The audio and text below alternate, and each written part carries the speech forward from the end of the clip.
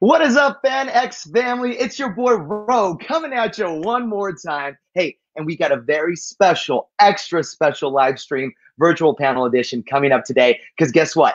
The day of today, October 20th, 2020, guess what happened? Yep, the newest edition of the Tremors cult classic movie franchise just went ahead and dropped. That's right. Tremors Shrieker Island is out. We can go ahead and own it digitally, Blu-ray, all these things.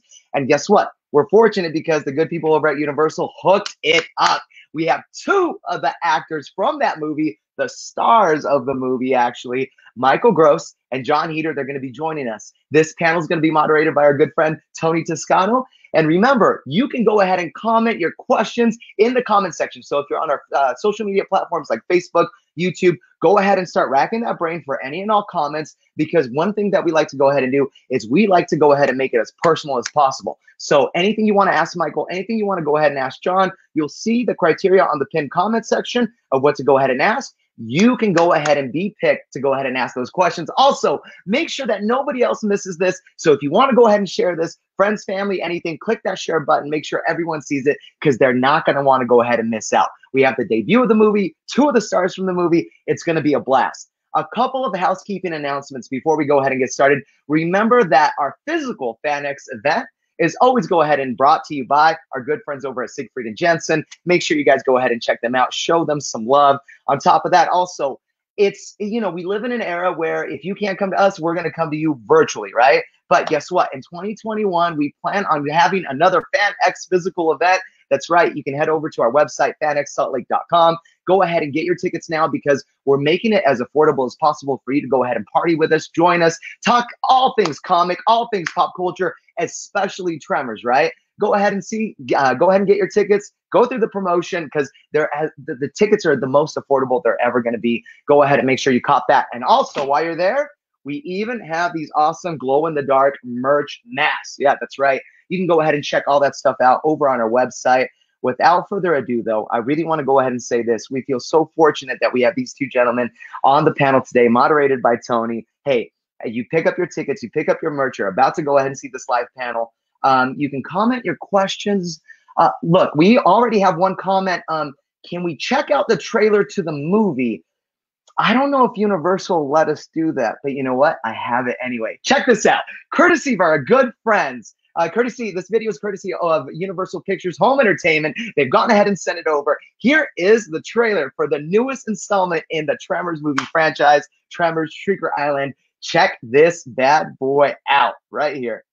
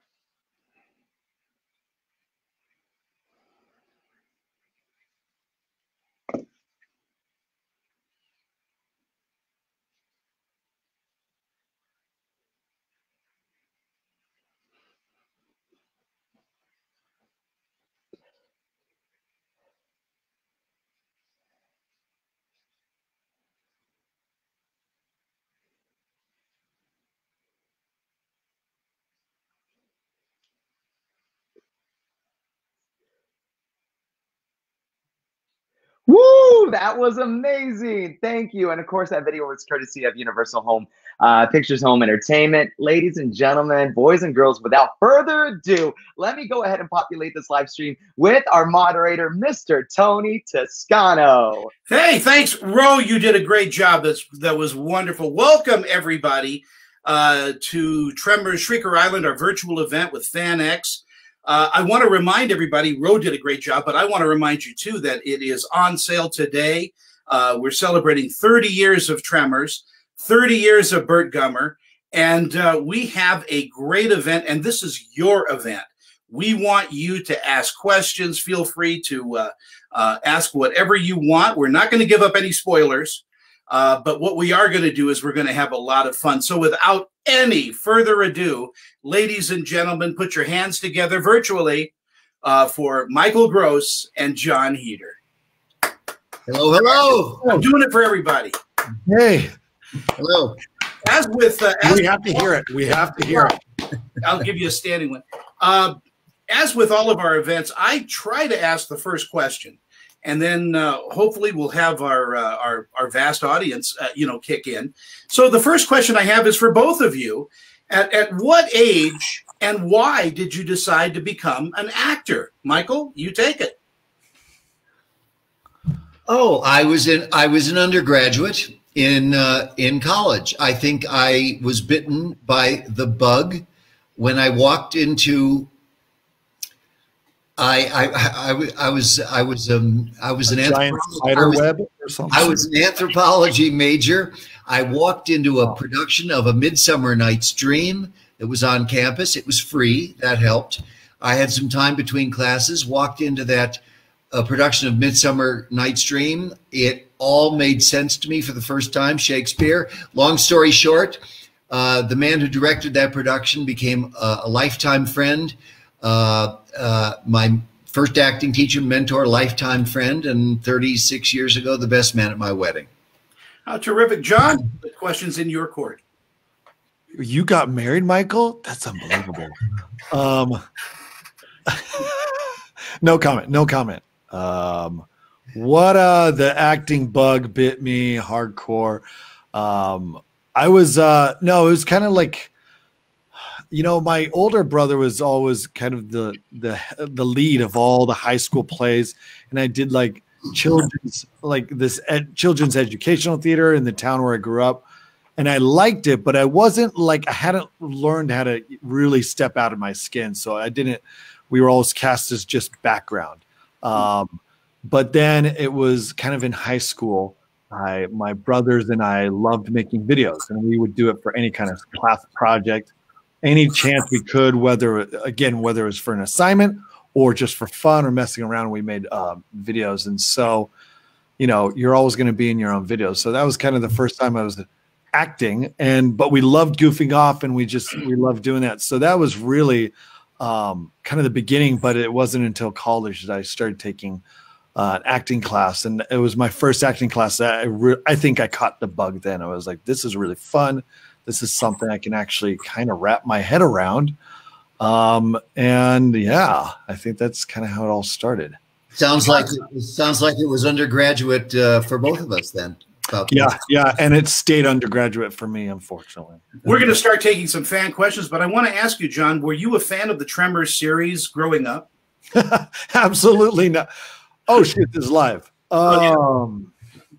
Just kidding. Oh no, yeah, I love. I saw the first one. Truth be told, I saw the first one. I think everybody saw the first one, and I think it was one of the first movies that really was like, it's horror, but it's comedy. It's not like, you don't have to. It's not super dark. It's not super scary. It's more just a lot of fun, like fun horror films. It's perfect mix of comedy and horror, and we didn't get a lot of those. I think this was one of the first ones where you could, like, as a viewer, kind of feel safe, but also really have just a fun time. And I remember that about Tremors. So, all the more reason to get excited when I got the call. So glad it happened. Yeah. Well, I think it happens to everybody sooner or later with Tremors. Let's take our first question.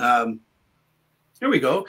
Did you do any of your own stunts or were there any stunts that they wouldn't let you do for Shrieker Island? I don't know if John Heder knows this for sure, but I know everything. I did do a few stunts, and I continually have new and interesting and innovative ways to hurt myself, and I did, in fact. John, do you remember I had some shoulder pain? Yeah. Okay, and had to do all the stuff. Yes, I tore my rotator cuff. Oh my.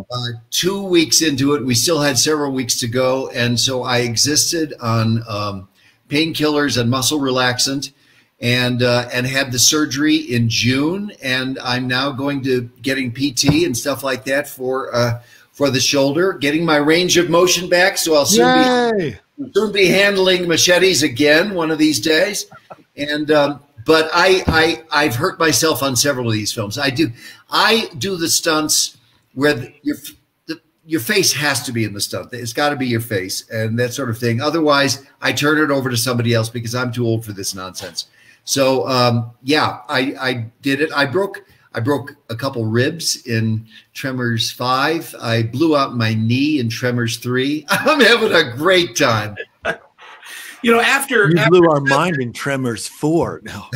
After 7 films, 30 years, what has surprised you about Burt Gummer? How has he changed over 30 years?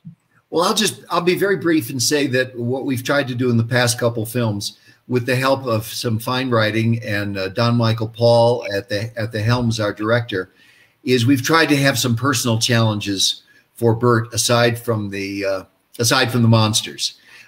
In this one, this latest one, there is a female who basically calls him on his entire lifestyle.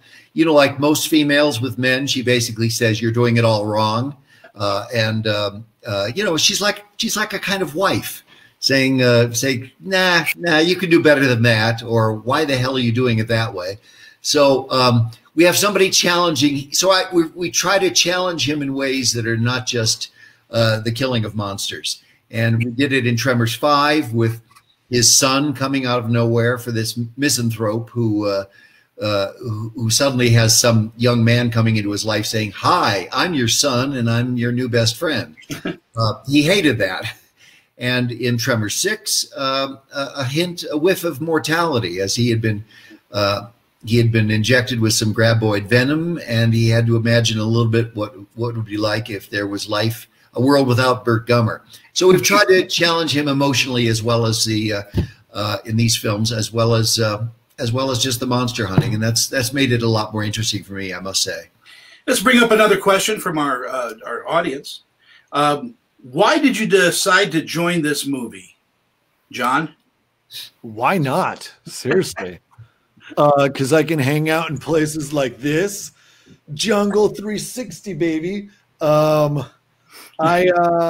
did I decide? Yeah, because I got the call and it was a straight up just, hey, the new Tremors film. And when I heard they're shooting in Thailand, getting to do play with Michael Gross, I don't think when I first saw him, I don't know if he remembered that we had met years and years ago at, I believe, a Sundance screening of some film.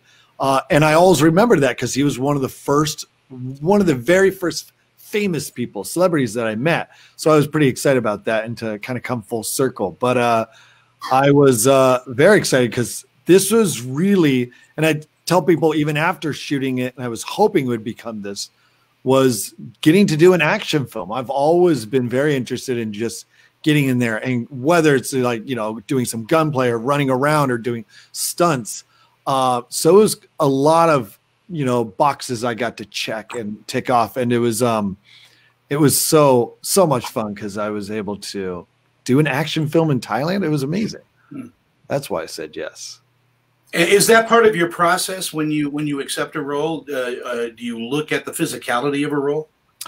Yeah, every role you're looking, you know, what can you bring to the role, but you're also thinking, I mean, certainly without giving too many spoilers, there were scenes in this I was just like envisioning, like, oh my gosh, we're covered in mud. Oh my, like I'm literally covered head to toe in mud. I was like, I can't wait to do that. And then like leading up to the moment, you're like, I knew this was going to happen. I was going to like, do we really have to cover ourselves in mud? Ah, crud. But it was a dream. I mean, you get to play in the mud, and literally. And yeah, you think about every single role for sure. And especially this one, you're like, what am I going to do? Can I pull this stunt off? Can I do this? And then so when you get on set, you are talking to the director and he's talking to you like, what do you think you can do? Can you do this? Can you run around? And sometimes I was like, no. Put the stuntman aside. I've got this. And it was a lot of fun. Let's take another question from our audience.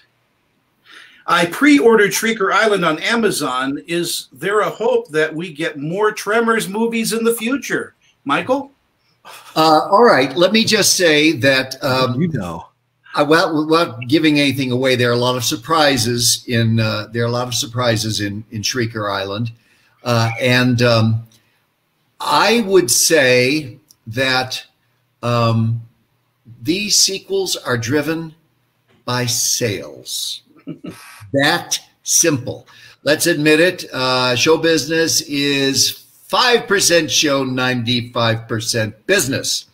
So I don't know what Universal intends to do with this, but you know what their plan is. But sales drive these things. So if people like it, it's entirely possible they would come again and say, Michael, please come back, do another film, but this time without John Heder. Oh, come on. Wow. That's a little mean. I guess this will like determine. He's meaner than I am. He's meaner than I am. You wait and see. Oh, yeah. Well, I'm younger and my ego still has yet to be bruised. Let's take another question. Michael, what is your favorite Tremors movie? Well, thank you. It's always the last one. Believe it or not, I've not seen this yet, so I'm very curious to see it. They gave me a link to see it, and it had about 6 passwords, and I threw up my hands and said, "Same as me. Please just send me a DVD." So I haven't seen it yet, but I'm looking forward to that, and then I'll be able to answer after that. Naturally, the first one is hard to follow. The first one was a great one, and everybody remembers that. My second favorite was Tremors 4, where I played my own great-grandfather or grandfather. Anyway, I played an ancestor, and because of the arc of the character, he started out as a total snob from the East Coast, wanted nothing to do with the people in this little town of Rejection, Nevada, and came to love it. So there was that movement from one place to another as the character that I really loved in terms of the arc. It was also a period piece, which I adored. You know, how did people eat? What did they dress? How did they talk? You know, and so we were in the Old West, and it was just a great deal of fun for me. That was my second favorite film. First one, still top of the list. You have a pretty incredible cast in the film. Can you give us some behind the scenes antics that went on? John, you were part of it. I took over the antics. You know, by this time, Michael, I'm in Thailand for Pete's sake. So I was like, all right, I'm not going to waste my time here. I'm going to go have fun. Michael's like, well, granted, Bert has like 1 billion lines in the script. So, and he's giving all the great explanation to these creatures and all this stuff. So he was like, I got to sit by the pool if he must, you know, it's a little distracting, you know, but he kept himself, but he was probably the smarter guy and, you know, learned his lines completely on time. But we had a blast. I mean, we went like, anytime we had half a day off or a day off, which wasn't a lot, we would go check out the islands. I rented a little motorbike and kind of rode that everywhere. And I kept looking for a bike buddy, but everybody was either like, no, I don't want to ride, or like, I'm not sure, I'm too scared, or and so I got a lot of, you know, very cherished alone time. But really, when we all went to go look at some cool Thai temples and go see some of the scenery together, and that was my favorite. You know, some of our favorite times is hanging out with the rest of the cast. Michael, tell me. Oh, go ahead. I'm interrupting you. You go ahead. Oh, I was just thinking of something silly. I mean, these things are good and bad. You talk about antics. This is. John, I'm not giving away too much. There is a scene in a cave, yes, and I had some heavy stuff on my back, and I took a swing with a machete at one point, and wound up on the first take on my back in a pool of mud, and with such heavy equipment on that I was like a beetle on his back with my legs. I couldn't get up. I'm so glad you brought this up, and I didn't want to have to be the one. I was so angry. I was like, I'm quitting this movie. I'm never doing another film again. I'm so ticked off. And it was so, I was so disappointed in myself because I hated to lose the time. It was one of those things where, you know, it's all about time. Let's crank out as much as we can. I was so ticked off. And after about 2 hours, and of course I had to change out of my costume, get all new stuff on because I was filthy dirty with mud and all that sort of thing. And I was just sort of ticked off at myself. I was like, I'm never doing this again. I'm quitting acting. This is it. I've had it. And about 2 hours later, I said, I hope this is on the blooper reel. I hope, I hope this is part of the extras, because it had to have been hilarious as the camera on you and you completely screw up. I mean, you're on your back looking helpless, and the aged action hero I am. What can I say? I hope it's on the blooper. I mean, I will be honest. I was there. I remember it clear as daylight. You remember how ticked off I was? Yes, and I was so awkward because I wish he was joining in the fun. I wanted to laugh so hard because it was such a simple thing, and it was humiliating. But at the same time, I knew you'd get over it immediately. But it was so funny just watching it on the back. I mean, we were wearing these flamethrower packs that were just like, they were real. Yeah, they were these heavy tanks. Yeah, they were so heavy.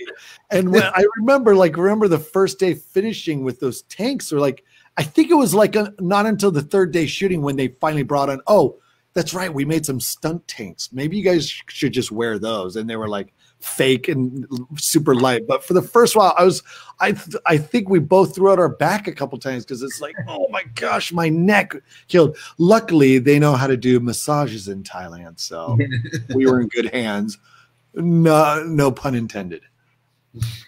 Before we take a question from the audience, again, how was working with Jackie Cruz? I mean, she's a marvelous singer, and she's on Orange is the New Black. I mean, she did that show. How was she to work with?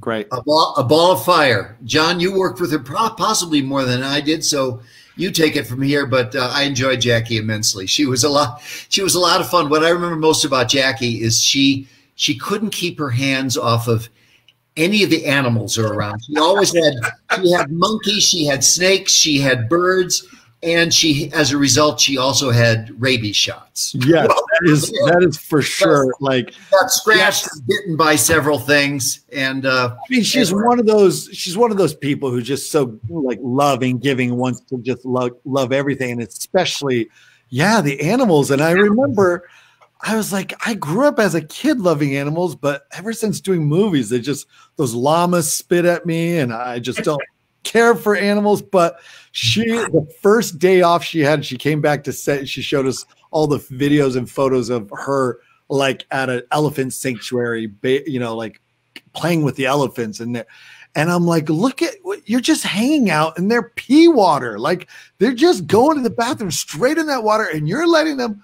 It was I think I ruined some of her moments. I feel bad. John, let's be fair. She hung out in our pee water too. Okay, That's true.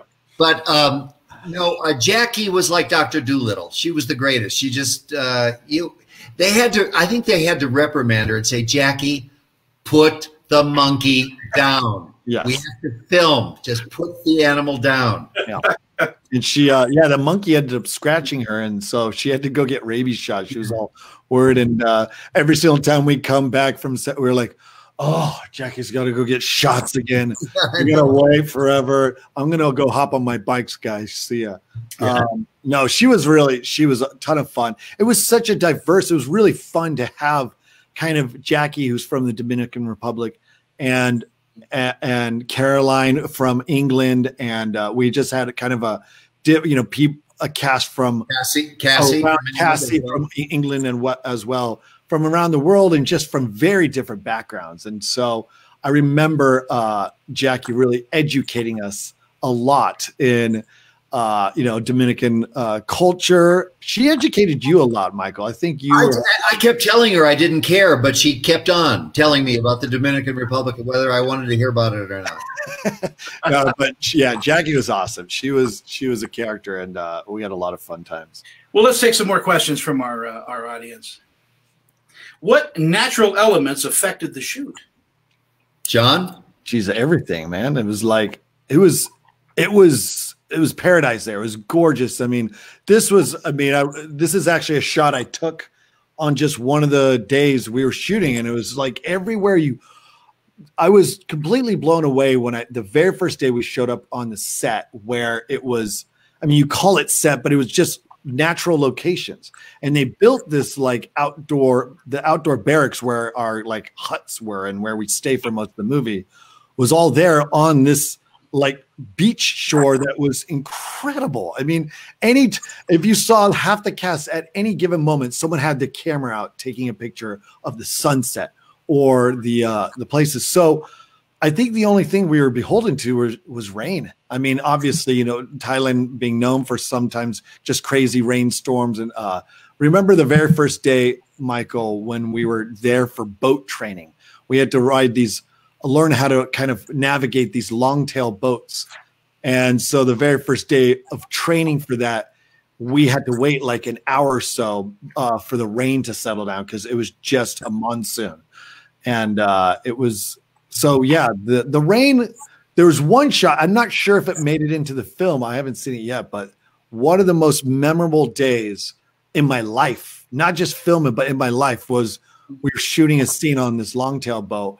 And I'm like piloting it, and it was after we're coming back from like a battle with the Shriekers, and you're in the front of the boat, kind of looking heroic, and I'm sitting there holding. And I don't know if they're going to use it because I don't know if the footage was usable. I don't see how you could have seen us.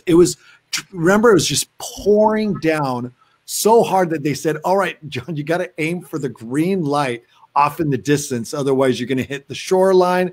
I mean, it felt like we were truly in a white squall, and it was a real life adventure. I was soaked within seconds and like yelling out. I was like, I don't know if they're getting this. I could say anything to you, and they weren't picking up any audio. They were in a long-tail boat just across from us. It was incredible. Well, it was almost a rain whiteout condition. It was coming down so heavily in a sort of monsoonal way. And that happened a couple times where we just had to stop because you couldn't hear anything because of the rain. The rain was coming down so hard on tarps and other things and microphones and in front of the lens. So we had to stop. But it usually lasted no more than about half an hour. They clean up and we go again. Now, that being said, I think the biggest thing for me was heat and humidity. The sun was very hot, so I brought a lot of sunblock. I have a sort of Northern European. I'm very white. I'm very Anglo. Oh, you don't say. Yeah. Noticed that, did you? So I really covered myself with sunblock, brought lots of insect repellent and all that sort of thing just to keep safe. And there is in the film, I have a beard. And the reason I grew my own beard is I knew it was going to be humid, and I did not want to mess with fake hair and glue and all that stuff because I knew it would be coming off entirely. So I took several months before the piece, knowing about the climate, and decided to grow my own beard. I just didn't want to deal with. It was magnificent. It was beautiful. Well done. We're going to take another question from the audience, but as we're doing that, I just want to remind everybody that Tremors Shrieker Island is available as of today. And one of the cool things about the DVD, the Blu-ray, is that it has an incredible bunch of special features. There's a look at all of the creatures from Tremors. There's a wonderful dedication to Michael from the stars of the past movies. So it has a ton of stuff with it. And, of course, the movie itself that you can enjoy. So let's take a question and continue our conversation. What was the most dangerous scene you had? Let's start with Michael. I would say anything around munitions. Now we have, there's things blow up in these films, and it's part of the fun. But it's really, you really have to take care of yourself and guard against you getting injured in some way, and practicing everything by the numbers before multiple times and getting warnings. I would say probably the thing that came closest, and I'm not giving too much away because I just saw it in the trailer. There are flamethrowers in this, and we've mentioned this already. And when using that, there is a great amount of heat, and that was a little daunting when you're holding one of these things. They had actually put some, and John, they may have done this to you, put some sort of Vaseline or some sort of gel exactly on us, so as to protect our skin from the heat, so he didn't get a first-degree burn. You know, a nice little cherry look from the heat of this thing. So you're always worried about that sort of thing. And as I did say, I hurt myself. It wasn't dangerous per se. It was a bad fall. It was on padding, but things tweaked the wrong way. So that happens. But dangerous, probably anything involving an explosion. I'm very wary of that. John, what about you? You remember something? I feel like, anytime you saw, we had this guy, they had a guy on set who was like the snake guy. I think we just call him the critter guy. Do you remember? And he would just, we'd show up on set, and sometimes one of the crew guys would be like, hey, check it out. See that guy? You see that bag he's holding? Guess what's in the bag? And this guy would come to set every day. He would always be there first to kind of just scour the jungle and the area to make sure there's nothing dangerous that could slither into our trailers or could bite us during the scene. And it was mostly, and he would have bags of like giant snakes. And one time, I guess he lifted up the water cooler there on set and he sniffed it out. He could who would think to look under it, and he could smell it. And so he lifted up, and there was some nasty, like not a scorpion, it was like some centipede. It was like a multicolored centipede. It was like, oh yeah, that's a very poisonous centipede. And so, he picks it up with his little tool. So I guess I felt like at any moment it could have been dangerous, but we had that guy. So I felt, somewhat safe. But boy, the women on the cats were always like, I don't care if it bites me. I just don't want to see it. Just don't let me see it. Jackie, on the other hand, would embrace the snake. Yeah, of course. But there was a snake handler, and it was purported that this man could sniff them out, literally. Yeah. John could smell them. I don't know. He was always around, and well, let me just put it this way: I felt a little safer when he was, because there were some poisonous reptiles out there. Yeah. After all of that's gone on, Burt Gummer still surprises me. And Michael, I want to ask you about, he's running for president? Oh, well, yes. Let's just put it this way. Could we do any worse? While for years, several fans have said, Burt Gummer for president, Burt for president, all this sort of thing. It's like a joke on the internet. And so when we were concluding Tremors, we were putting ideas together and said, wait a minute, this is an election year. Why not have Burt run for president? So we've made 8 episodes of Burt putting out his policy positions, and they're running now on YouTube. So if you go to YouTube, look up Burt Gummer for president. All the answers are there, folks. You just have to vote. And if I win, and you can write me in, John Heder could be the vice president. I'm just putting it out there. I didn't know that. Or your Secret Service captain or something. Just Burt Gummer and Napoleon Dynamite are running for president. The Gummer. Pedro might not like that. He may be your other opponent. There's going to be 2 extra slots on the ballot. And I won't speak for John, but I'm going to say that weeks after this, if Biden or Trump wins, I am not conceding. Okay, I'm just putting that out there. I'm gonna keep running for 4 years, the entire time the other president is there. That's going to get expensive, no? If they win. Okay. It depends on how many DVDs that are sold, and then we'll just continue. That's what it is. We'll take another question from our audience. If there were to be another movie, where would you like to see it take place? Where have we not covered? I mean, you were there for all the other ones. I think you guys shot the last 2, I think, in South Africa, correct? We did, and so it's been our foreign places have been South Africa, and now this last one in Thailand. To me, the place is less important than the circumstances. That is to say, what form these things take, what form the story takes, what are the personal roadblocks, hurdles for Burt in the piece. What does this guy have to deal with aside from the monsters? Because that's always frankly a little more interesting for me. I love the monsters, but it's like he's a complicated guy, and what does he have to deal with? So I don't know. I haven't thought of that. I've actually thought of a way. I'm not going to tell you what it is, but if they did do a sequel, I know exactly how it would begin.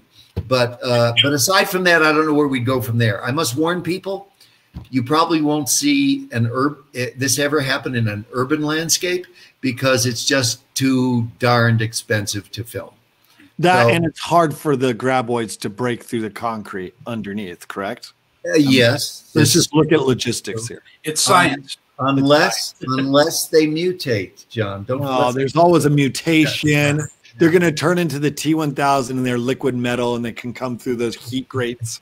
It's all going to work out. Who knows? I mean, graboids in space? Why not? Why not?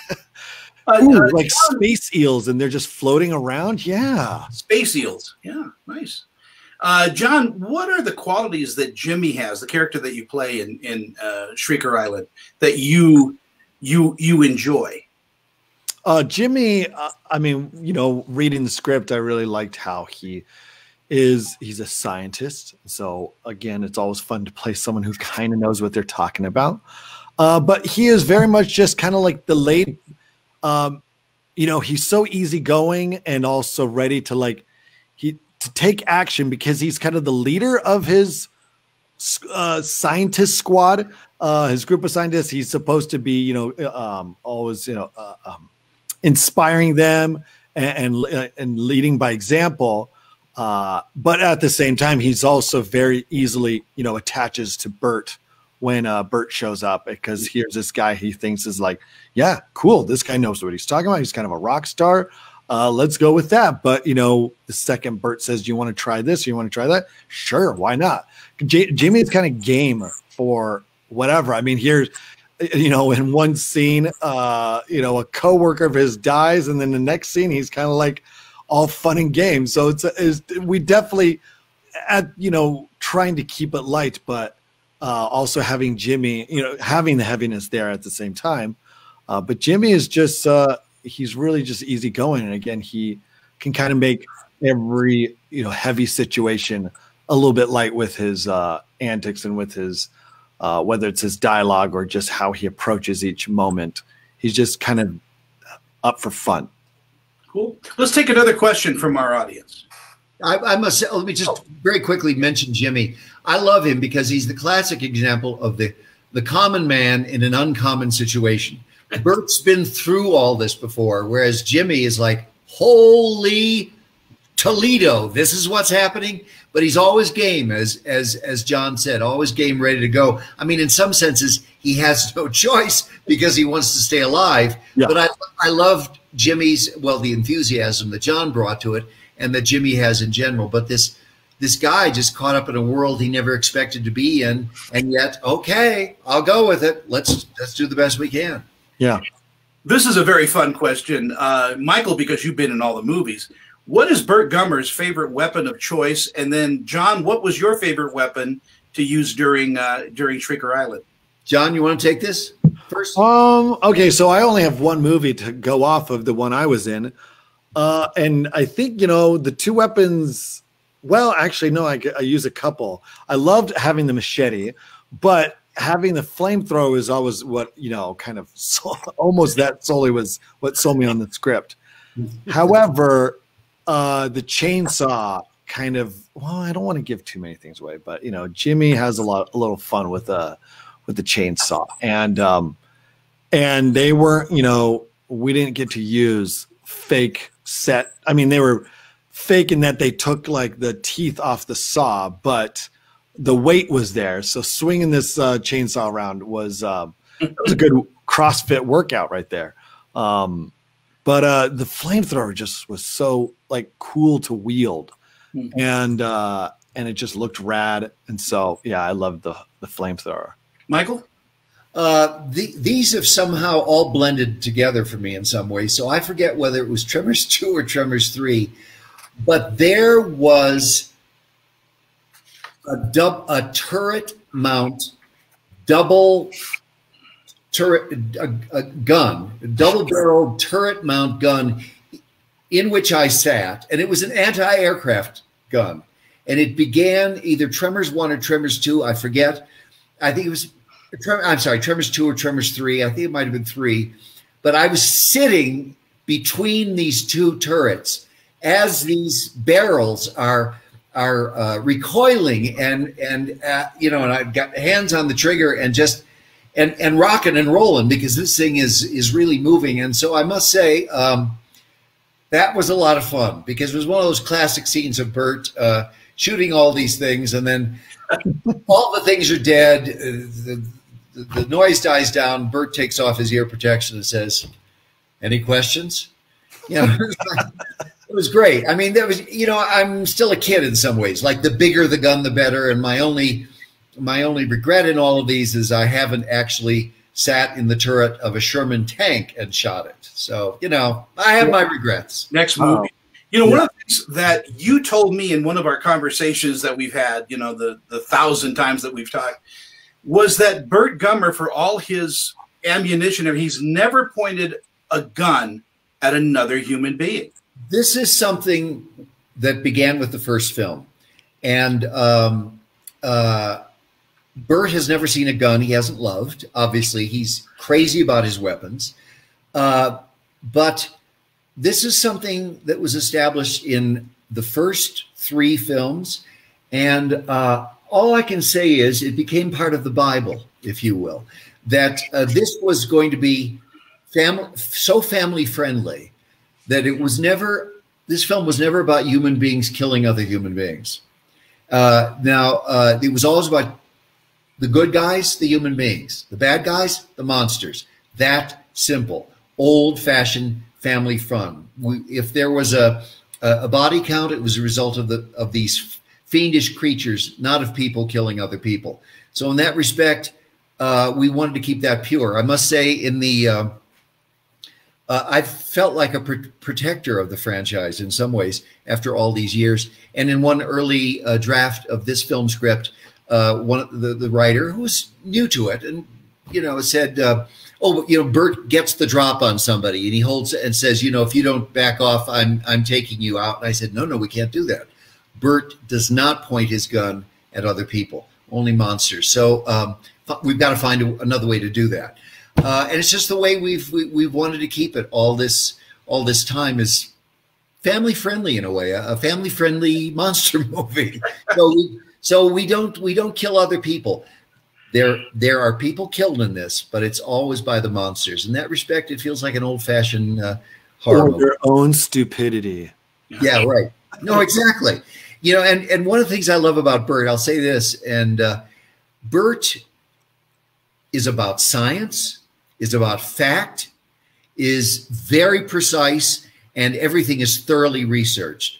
But beneath that tough exterior is a really warm heart, because he will say, "You are an idiot. You haven't listened. You've been a complete fool, but I'm going to save your life. I'm not going to let you die. As foolish and as idiotic as you've been, and as stubborn, by God, I'm going to save your backside." So that's one of the things I love about the guy.